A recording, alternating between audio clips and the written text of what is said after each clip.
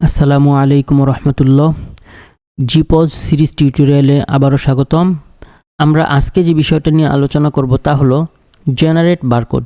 কিভাবে barcode print করবেন, কিভাবে বারকোড সেট আপ করবেন, কোন কোন প্রিন্টারে বারকোড সেট আপ করা যায়, কোন সাইজের বারকোড প্রিন্ট করা যায়, কি ইনফরমেশন বারকোডে থাকে, টোটাল যে তথ্যটা এইটা আমরা আজকে দেখব। লগ ইন করি।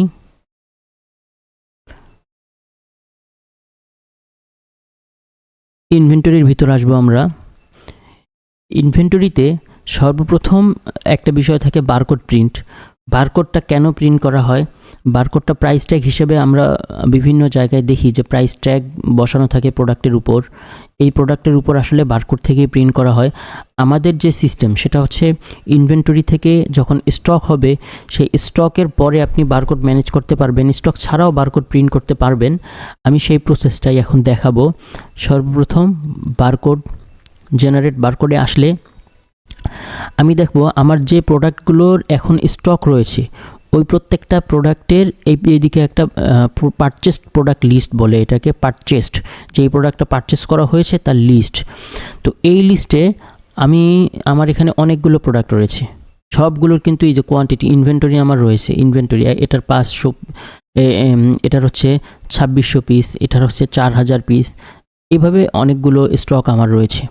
তো আমি সর্বপ্রথম কি করব, যদি আমি এই জায়গা থেকে প্রিন্ট করতে চাই বা করি তাহলে আমার সাপ্লায়ারের প্রিফিক্স যেটা রয়েছে সেটা প্রাইস ট্যাগে শো করবে।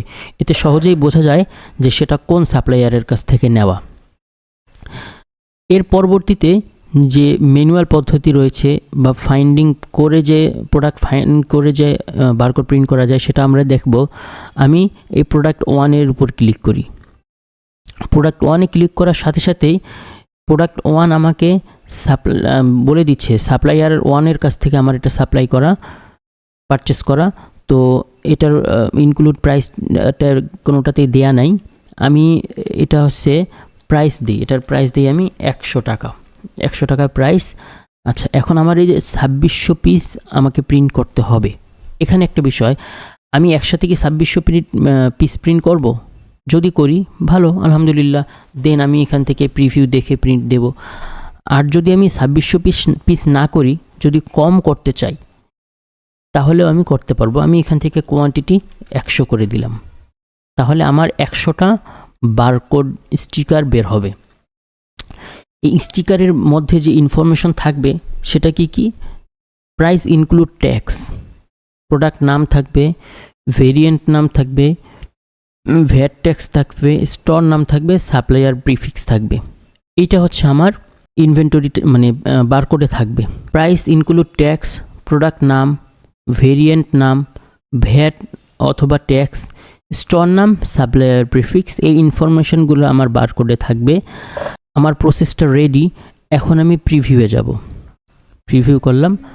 এই যে আমি এখন দেখতে পারবো যে আমার এখান থেকে এই যে আমার এখানে কিন্তু বারকোডটা চলে আসছে। এখানে 100 পিস বারকোড রয়েছে। আমি যদি একটু জুম করি তাহলে দেখতে সুবিধা হবে। এই যে এখানে আমার কি রয়েছে, স্টোর নাম হচ্ছে ডেমো। এই প্রোডাক্টের কোড এটা হচ্ছে 000365, এটা হচ্ছে প্রোডাক্ট কোড। তারপর হচ্ছে প্রোডাক্ট 1 সাপ্লায়ার 3-এর কাছ থেকে আমি এই প্রোডাক্ট 1টা পারচেস করেছি।